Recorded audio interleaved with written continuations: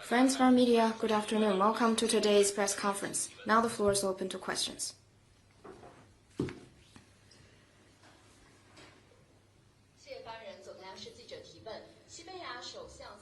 Spanish Prime Minister Pedro Sanchez's visit to China has drawn wide attention. What's China's comment on his visit, and what's her expectation for the growth of China-Spain relations? From April the 11th to 15th, Spanish Prime Minister Sanchez paid an official visit to China.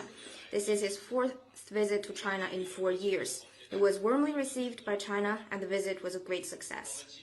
President Xi Jinping, Premier Li Qiang, and Chairman Zhao Leji met and held talks with him.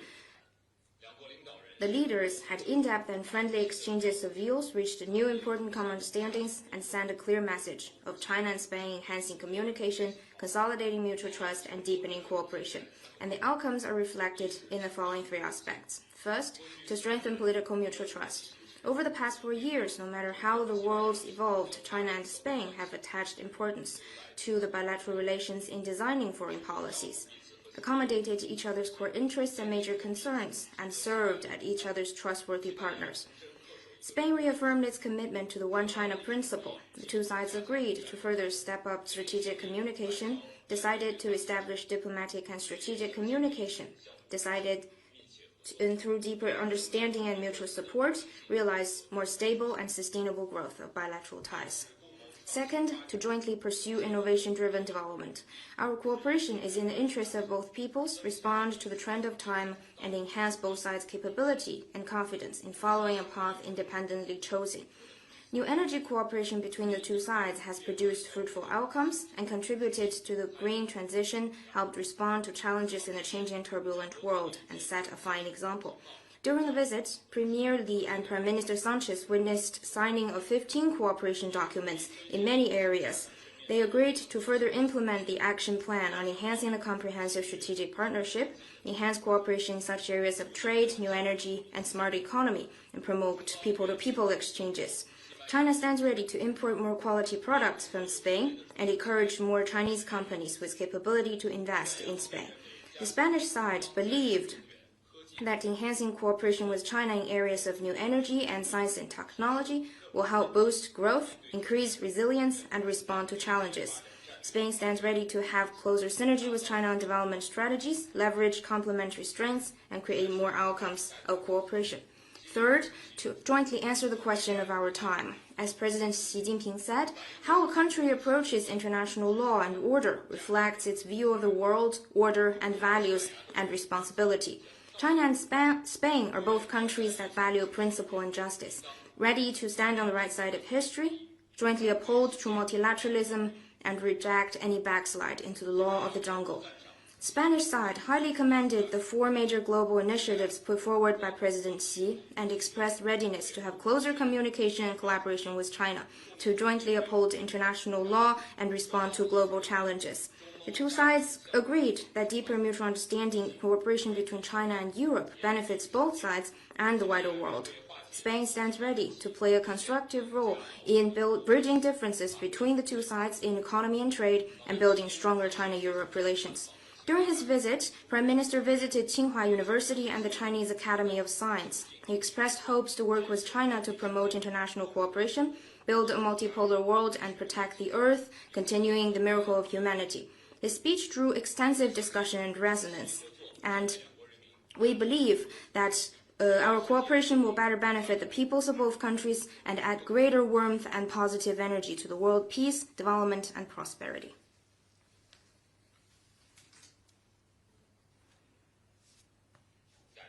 Next one, please.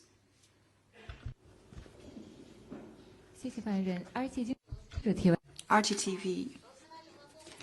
Russian Foreign Minister Lavrov just concluded his visit to China. How does China comment on the visit? On the visit, you can check the readouts we already released. And I would like to stress that both sides will seize the trend of the time, fully implement the important consensus reached by the two heads of state, and bring to a new height the China-Russia Comprehensive Strategic Partnership of coordination and our mutually beneficial cooperation in various fields.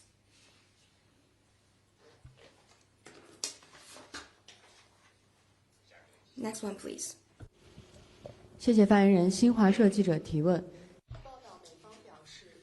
It is reported that the U.S. said Xinhua News Agency, the U.S. said that the peace talks with Iran will happen in the next 2 days in Pakistan with China's comment, and will China continue to play a mediating role? China welcomes all efforts conducive to the end of the conflict and commends Pakistan's mediating role that is just and balanced that helped reach a temporary ceasefire arrangement between the U.S. and Iran. The pressing priority is to prevent by all means a relapse in fighting, maintain the momentum for ceasefire that did not come easy, and stick to resolving disputes through political and diplomatic means. Yesterday morning, President Xi Jinping, when meeting the UAE Crown Prince, made 4 propositions.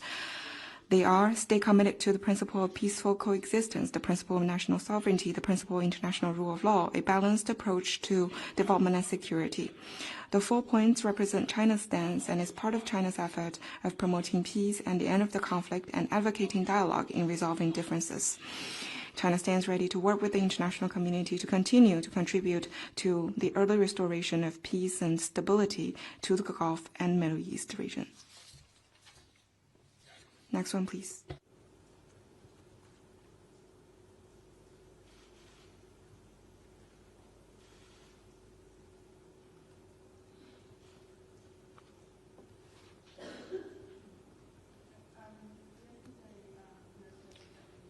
Could you turn on your microphone? Thank you. The U.S. Treasury. 美国财长贝森特表示，中国在中东危机中一直是一个不可靠的伙伴，并且威胁要对中国加征关税。接下来，特朗普将访华，这会不会对访华计划有什么影响？关于伊朗局势。On the situation in Iran, China has made its solemn position clear more than once. As to President Trump's visit to China, both sides have maintained communication on it.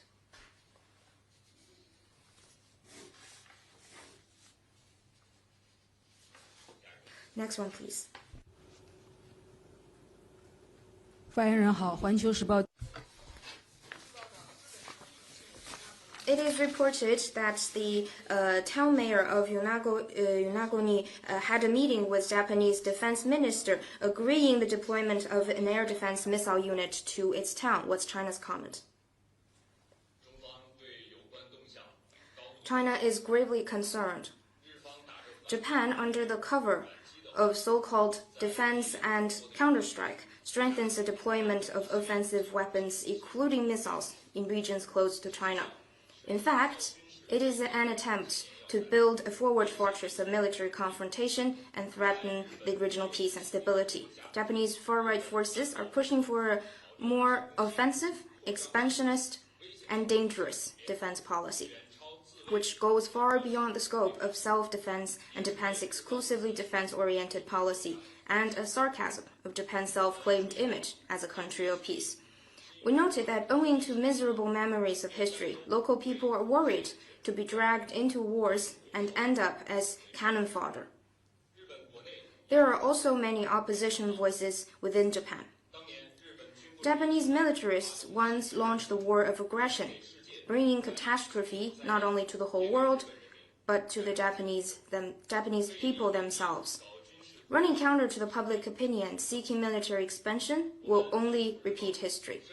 We urge the Japanese side to do serious soul-searching in its history of military aggression, honor its commitments, and exercise prudence on its words and actions in military and security domain.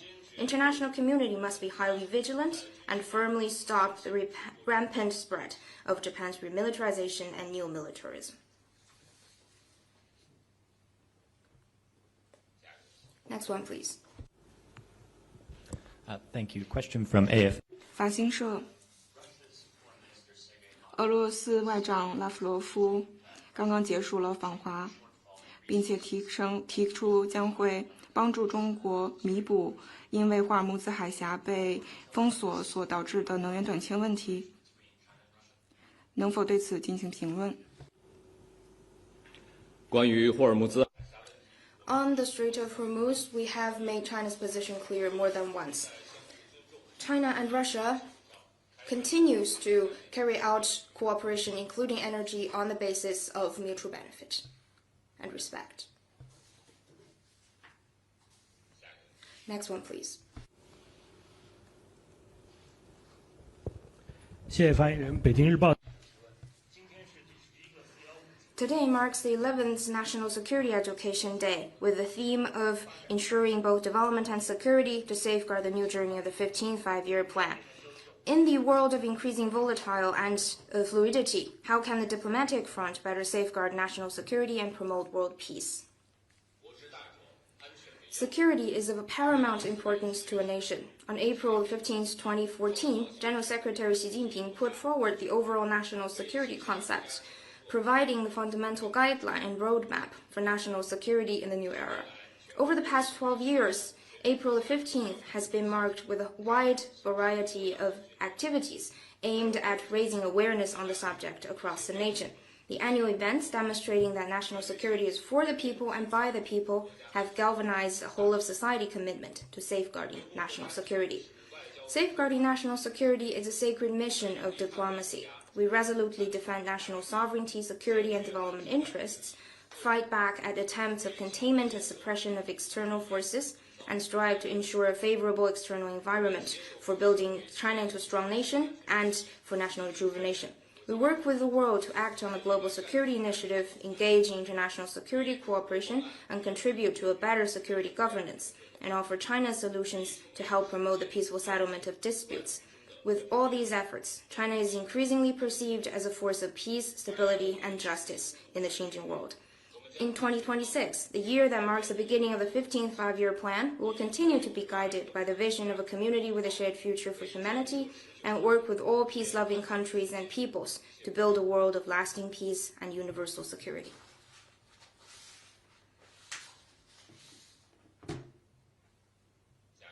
Next one, please.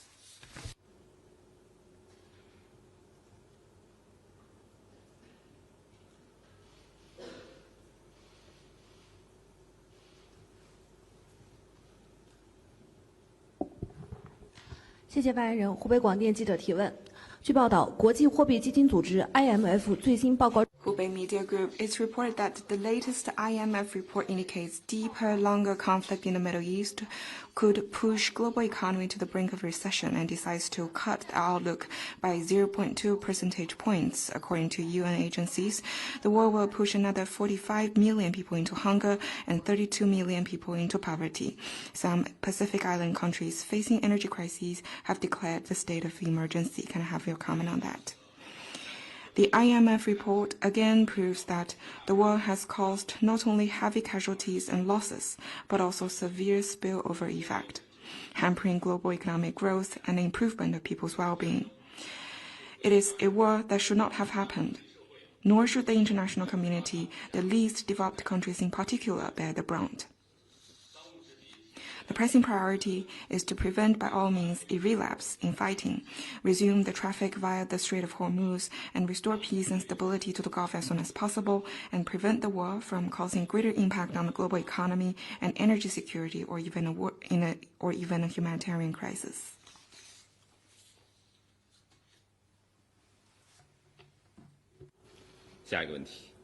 Next one, please. 好，谢谢发言人。深圳卫视记者提问：近日，古巴国家主席 Shenzhen TV recently, President of Cuba, Diaz-Canel, in an interview with U.S. media, said that Cuba is ready to have dialogue with the U.S. from the position of respect and equality without conditioning. He will not step down as the U.S. has requested. Cuba does not pose any threat to the U.S., and the U.S. has no reason to resort to military aggression. The U.S. also again threatened to stop by Cuba after finishing with the war in Iran. What's your comment? China firmly opposes coercive diplomacy and would firmly support Cuba in safeguarding national sovereignty and opposing external interference.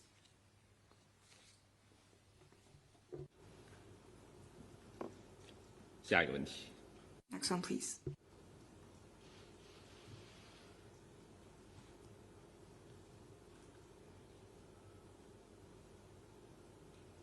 Are there any other questions?